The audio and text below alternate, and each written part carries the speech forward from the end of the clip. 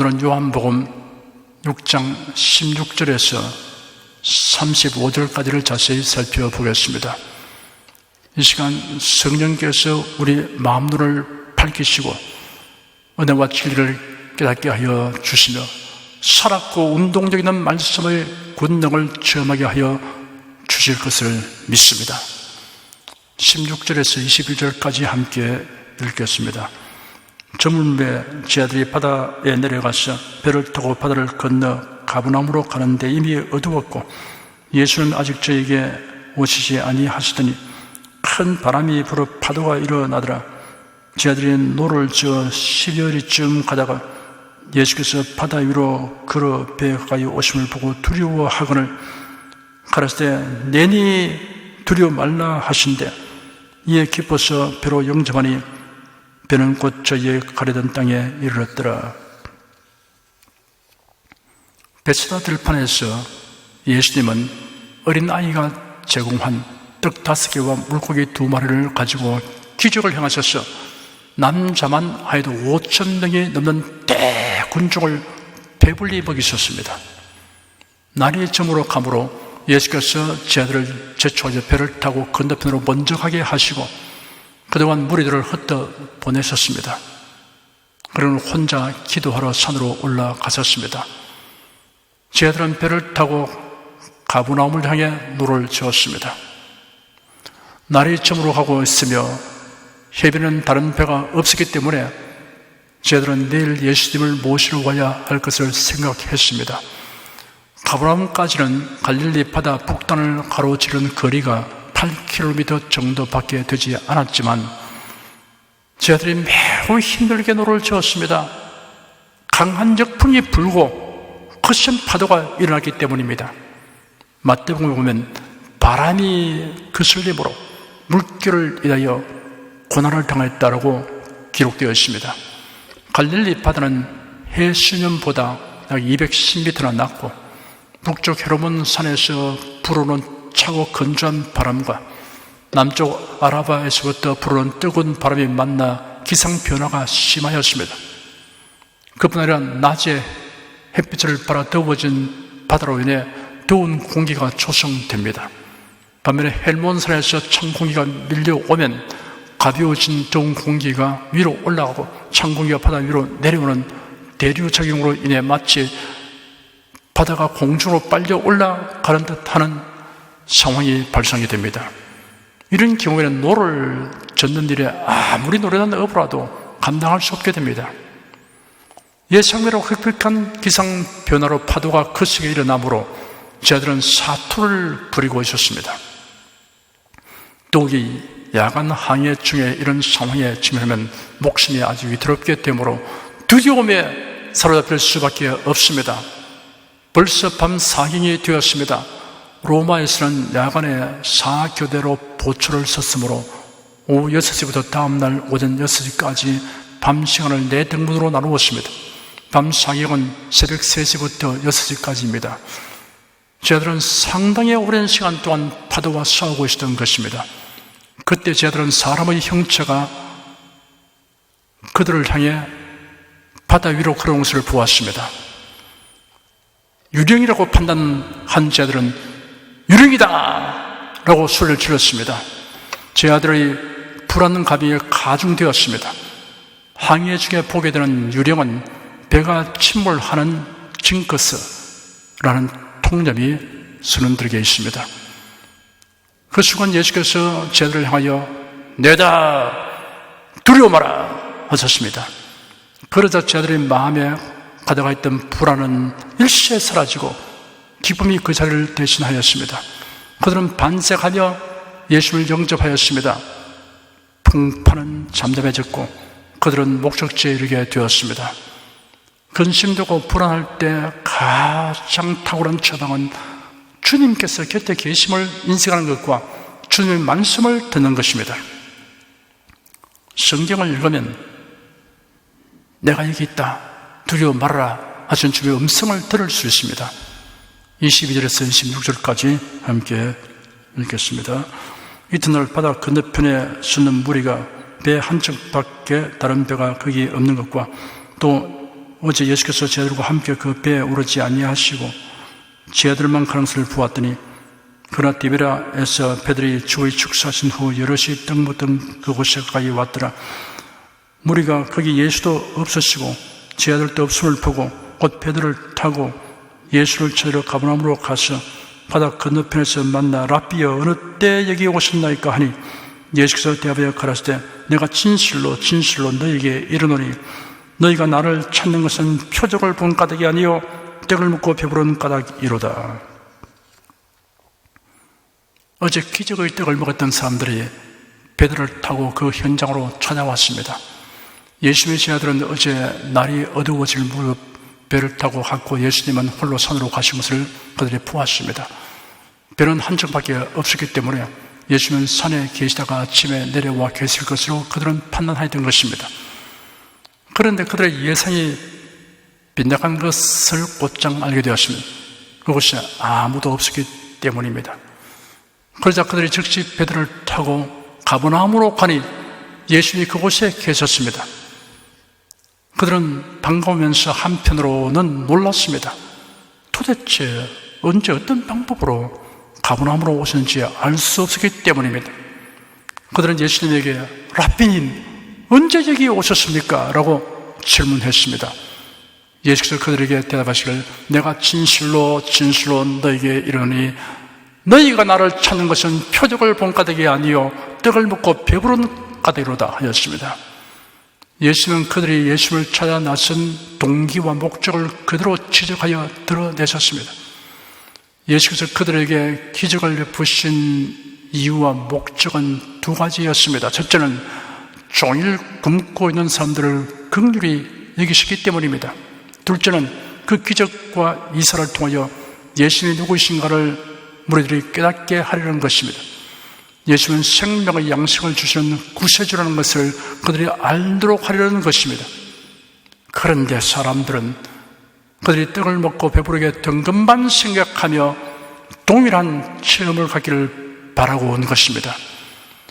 오늘날 또 우리가 하나님의 능력을 보게 되고 체험하게 될 때 문제 해결 바라는 것에만 집착할 것이 아닙니다.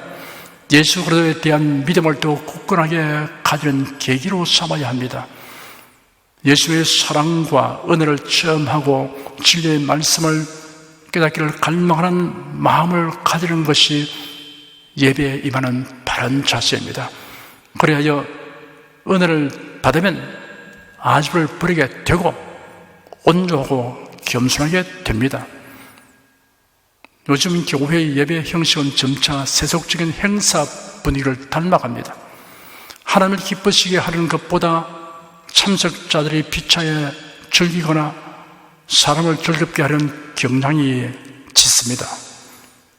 굉음에 가까운 소리를 내고 현란한 춤으로 정신이 어순하도록 하는 행태는 정례 예배에는 적절하지 않습니다. 정례 예배는 특별 행사와는 구별되어야 합니다. 경건하게 공경하는 마음으로 삼가며 조심성 있게 예배해야 합니다. 금가루가 날리게 된다고 하거나 사람을 쓰러뜨리는 것을 과시하는 등의 괴상망측한 짓을 하는 것을 보고 감동바라며 은혜 받는 사람은 영적으로 병든 사람들입니다. 항상 요란하고 떠들썩한 예배 분위기에 길들여진 사람은 정통적 예배 분위기에 적응하지 못합니다. 이런 마치 단 음식에 길들여진 식습관과 같습니다. 단 음식을 상식하면 건강을 해칩니다. 그런 음식에 길들여지면 식생활 습관을 고치려고 하지 않는 폐단이 생깁니다. 27절 한 절 읽겠습니다. 성전 양식을 위하여 일하지 말고 영생하도록 있는 양식을 위하여 하라. 이 양식은 인자가 너에게 주리니 인자는 아버지 하나님의 인치신 자니라. 썩은 양식은 성전 양식이라고 번역하는 것이 적절합니다. 이미 썩은 양식이 아니라 기필코 썩게 되는 양식을 가리킵니다. 일하지 말라는 것은 양식을 얻기 위해 일하지 말라는 뜻이 아닙니다. 사도 바울은 명령하기를 누구든지 일하기 싫어하거든 먹지도 말게 하라 하였습니다. 예수께서 언급하신 일하지 말라는 말씀은 사는 목적을 먹는 양식을 얻는 데 두 것이 아니라 영생을 얻는 데 두라는 뜻입니다. 먹기 위해 살고 살기 위해 먹는다라는 인생이 되지 말고 영원한 생명, 영원한 가치, 영원한 영광을 위한 인생이 되어야 합니다. 이 양식은 인자가 너에게 주리니 인자는 아버지 하나님의 인치신 자니라 하셨습니다. 이 양식이란 영생을 의미합니다. 영생은 예수께서 주신다고 하였습니다. 이런 아버지 하나님께서 예수님에게 인치셨기 때문이라고 말씀하셨습니다. 인침을 통하여 권위가 부여되고 사실 확정이 됩니다. 예수님의 말씀과 약속은 모두 아버지 하나님께서 확정하신 것입니다. 28절, 29절 함께 읽겠습니다. 저희가 묻되 우리가 어떻게 해야 하나님의 일을 하오리까? 예수께서 대답하여 가라사대 하나님의 보내신 자를 믿는 것이 하나님의 일이니라 하시니, 성전 양식을 위하여 일하지 말고 영생하도록 있는 양식을 위하여 하라는 예수님의 말씀을 듣고 사람들은 우리가 하나님의 일을 하려면 무엇을 해야 합니까? 라고 질문하였습니다. 예수께서 대답하시기를 하나님의 보내신 자를 믿는 것이 하나님의 일이다 하였습니다. 예수는 우리에게 선한 행실을 먼저 요구하지 아니하십니다. 먼저 믿음을 요구하십니다. 무엇에 대한 믿음이냐 하면 하나님이 보내신 자에 대한 믿음입니다. 하나님의 보내신 자는 예수를 가리킵니다. 영생을 얻기 위하여는 예수 그리스도를 믿는 것이 선결 조건입니다. 영생을 얻은 사람에게는 영생 얻은 사람답게 살아가야 하는 거룩하고 복된 의무가 부여됩니다. 30절 한 절 읽겠습니다. 저희가 묻되 그러면 우리로 보고 당신을 믿게 행하시는 표적이 무엇이니까? 하신 일이 무엇입니까? 사람들은 예수님에게 그들이 예수님을 믿도록 무슨 표적을 보여주시겠느냐라고 물었습니다. 이런 사람들에게는 아무리 많은 표적을 보여주어도 소용이 없습니다. 계속 다른 표적을 요구할 것입니다. 사람들은 이러한 신기 상태를 정확히 드러낸 생생한 장면이 예수께서 말씀하신 부자와 나사로에 대한 이야기에 있습니다. 거절당한 부자의 간청에 대한 장면입니다. 그것은 이 세상에서가 아니라 저 세상에서의 일입니다. 비할 데 없을 만큼 호화롭게 생활하는 한 부자가 있었습니다. 왕족이나 귀족같이 상당한 지위나 권세에 있는 사람들이 입는 자식 옷과 대단한 재력이 있어야만 입는 가는 베옷을 항상 입었습니다. 당시 고운 베옷은 같은 무게의 금보다 2배나 감당하는 것이었다고 합니다. 그리고 부자는 날마다 환락의 잔치를 하며 살았습니다. 한편 그 부자의 문전에는 부자의 성에서 떨어지는 부스러기로 배를 채우려고 하여 들어놓은 거지가 있었습니다. 그 거지는 설상가상으로 심한 피부병이 있어 몸이 헌데투성이었습니다. 그 이름은 나사로입니다. 어느 날 거지 나사로가 죽었습니다.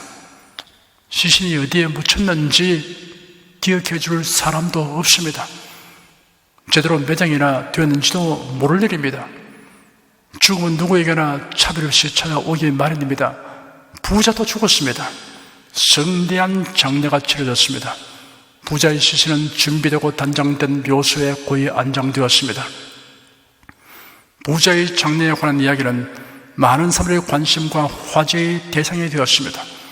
이 부자의 삶과 죽음에 관한 이야기는 언제나 나사로의 삶과 죽음과 연관되어 사람들의 입에 오르내리게 되었습니다. 사람들은 이 두 사람을 가장 복 있는 사람과 가장 불우한 사람으로 대비하였습니다. 그런데 성경에는 사람들의 이런 견해와 판단에 옳지 않다는 사실이 죽음 건너편 세계까지 이어지는 이 두 사람의 실상을 밝힘으로 밝히 드러내고 있습니다. 나사로는 죽음의 순간에 속 사람이 천사에게 받들려 아브라함의 품에 들어갔습니다. 아브라함의 품은 천국을 상징하는 표현입니다. 나사로는 아브라함이 누리는 행복과 같은 행복에 참여하게 되었습니다. 부자의 영혼은 어둠과 불 가운데서 고통하는 지옥으로 들어갔습니다. 성경은 여기에서 부자의 거절당한 간구에 대하여 기록하고 있습니다. 그가 고통 중에 눈을 들어보니 멀리 아브라함과 나사로가 보였습니다. 그런 아브라함을 향해 울부짖듯이 애절하게 외쳐 간구했습니다. 부자는 아버지 아브라함이여, 파테르 아브라함이라고 불렀습니다. 파테르는 아버지뿐 아니라 직계 조상을 가리킬 때도 사용됩니다. 부자가 이 용어를 사용한 것으로 보아 그런 아브라함의 직계 후손인 이스라엘 사람임을 알 수 있습니다. 아브라함의 후손이라는 혈통과 신분이 구원을 얻게 하는 것이 아님을 보여줍니다. 나를 긍휼히 여기사 나사로를 보내어 그 손가락 끝에 물을 찍어 내 혀를 서늘하게 하소서. 내가 이 불꽃 가운데서 고민하나이다. 부자는 물 한 모금을 요구하지 못하고 손가락 끝에 물을 찍어 한 방울만이라도 떨어뜨려 달라고 하였습니다. 이것이 부자의 첫 번째 간청입니다. 그가 뜨거운 불 속에서 심히 고통하고 있는 실정을 말하며 뜨거워 메마른 혀를 조금이라도 식히고 촉촉하게 하여 달라고 간청하였습니다. 그러한 간구에 대해 돌아오는 것은 절망을 안겨주는 거절이었습니다.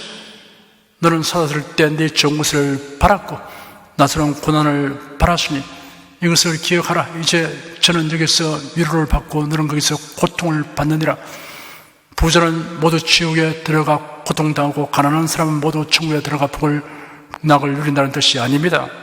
예수 그리스도로 말미암는 구원을 얻지 못한 자는 세상에서 복의 영원을 누린 자라도 죽은 후에는 고통당하게 되고, 구원을 얻은 자는 서로 세상에서 흑도의 고난 가운데 살았다 할지라도 죽은 후에는 지극한 영원을 누린다는 뜻입니다. 아브라함은 이어서 부자의 간구가 철저히 거절당하게 되는 현실적 이유를 말했습니다. 이뿐 아니라 너희와 우리 사이에 큰 구렁이 끼어 있어 여기서 너에게 건너가고자 하되 할 수 없고 거기서 우리에게 건너올 수도 없게 하였느니라. 너희와 우리 사이, 곧 지옥과 천국 사이를 말합니다. 그것에는 왕래할 수 없는 큰 간격이 존재한다고 했습니다. 그 간격은 그 누구도 그 무엇으로도 해소될 수 없으며 또한 영원한 것입니다. 죽은 후에 처해진 형편과 상태는 영원히 바꿀 수 없음을 말해줍니다. 이 세상에서의 사람의 처지와 형편은 바뀌어질 수 있습니다. 그러나 죽음 건너편에서 그가 처한 상태는 영원히 바뀌어질 수 없습니다. 첫 번째 간청을 거절당한 부자가 이번에는 다른 것을 간청하였습니다. 그러면 간청합니다. 나사로를 내 아버지 집에 보내주십시오. 내 5 형제가 거기 있습니다. 나사로가 가서 그들에게 경고하여 그들은 이 고통받는 곳에 오지 않게 해 주십시오. 아브라함이 답했습니다. 그들에게는 모세와 예언자들이 있으니 그들에게 드리면 될 것이다. 그러자 부자가 말하기를 그렇지 않습니다. 죽은 자들 가운데 다시 살아나는 사람이 그들에게 가서 말하면 그들이 회개할 것입니다 하였습니다. 그들이 모세와 예언자들의 말을 듣지 아니하면 비록 죽은 자들 가운데서 다시 살아나는 사람이 그들에게 가서 말해도 믿지 않을 것이다 라고 부자의 간청에 대해 아브라함은 여전히 거절하는 대답으로 대화를 종결지었습니다. 구약 성경을 크게 둘로 나누어서 율법과 선지서로 구분합니다. 모세는 율법을, 선지자는 선지서를 의인화하여 표현한 것입니다. 그러므로 모세와 선지자들은 구약 성경 전체를 의미하는 관용어입니다. 구약 성경에는 넷세에 관하여 기록되어 있습니다. 그리고 사람이 마땅히 지켜 행해야 할 율례에 대하여 기록되어 있습니다. 우상이란 무엇이며 살아계신 하나님은 어떤 분이신가를 계시하고 있습니다. 하나님을 경외하는 도를 계시하고 있습니다. 그러므로 율법과 신서가 하나님의 사자와 전령으로서 역할을 하고 있습니다. 이생의 사람들이 구원 얻는 길을 아는 데는 성경 말씀으로 충분합니다. 모세와 선지자들이 증언한 것은 예수 그리스도입니다. 예수 그리스도의 말씀을 듣고도 믿지 않는 사람은 표적을 보아도 믿지 않습니다.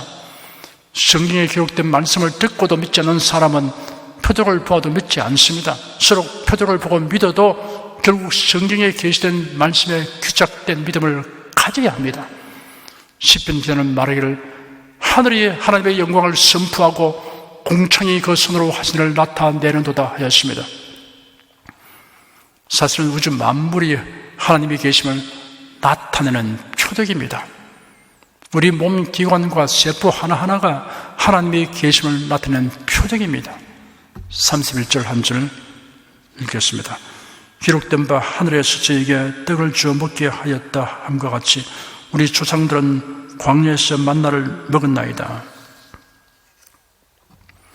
그들은 떡을 먹은 일과 연관하여 대화가 진행되기 때문에 모세를 생각해내었습니다.